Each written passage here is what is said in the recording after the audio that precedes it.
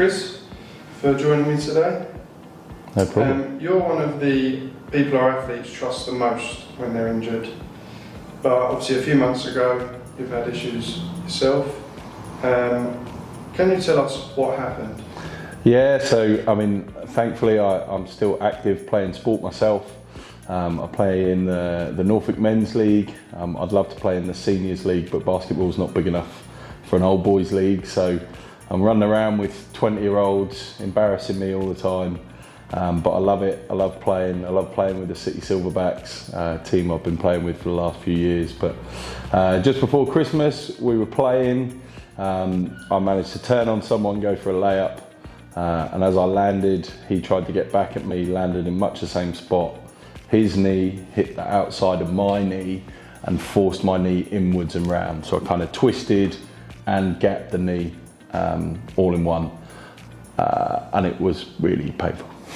Did you immediately know how serious it was, or were you hoping it might just settle down? No, I think like all athletes, you're kind of hoping you just tweak something, it's going to be all right, run around for a few minutes, see if it's okay.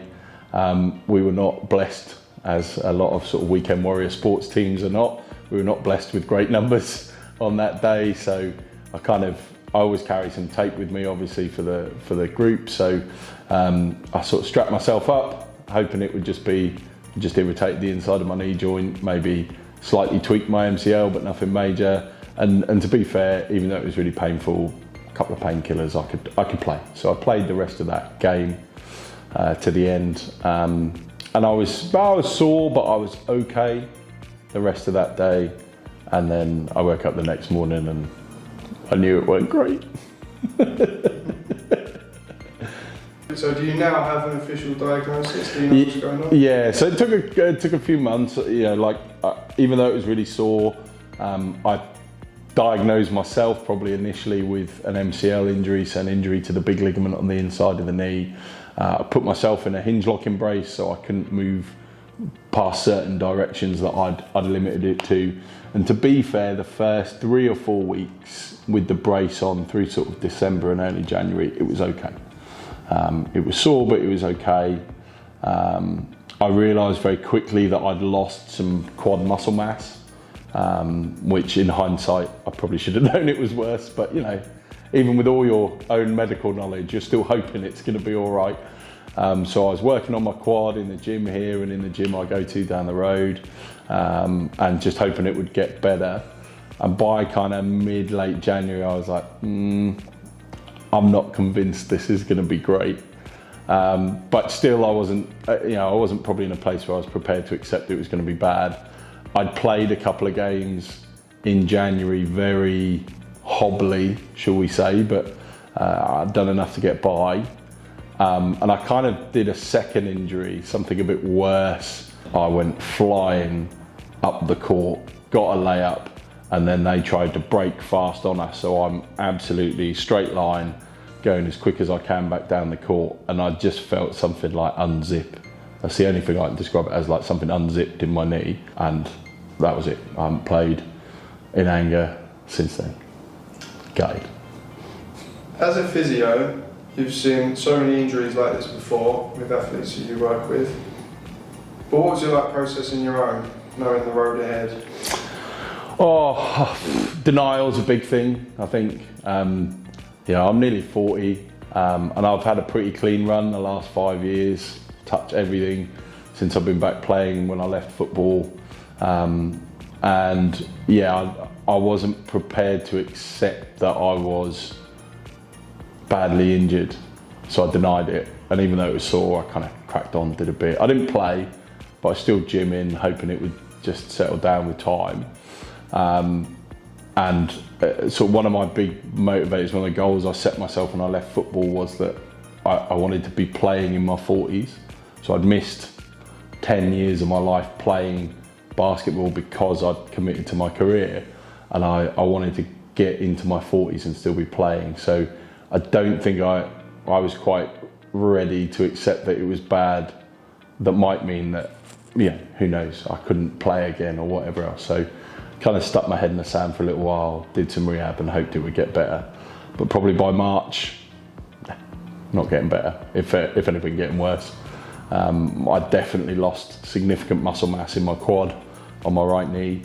And yeah, so I then went through the process of getting a scan. I went to see my FCP at my surgery, who actually works for us, and got a scan, and the scan thankfully came back and said my knee was really healthy. Like, it looked very healthy, but there was a whacking great hole in my medial meniscus, so the shock absorber on the inside of my knee, and I would need to speak to a specialist about that. So I am booked on the 23rd of July to see an orthopaedic consultant about what we do.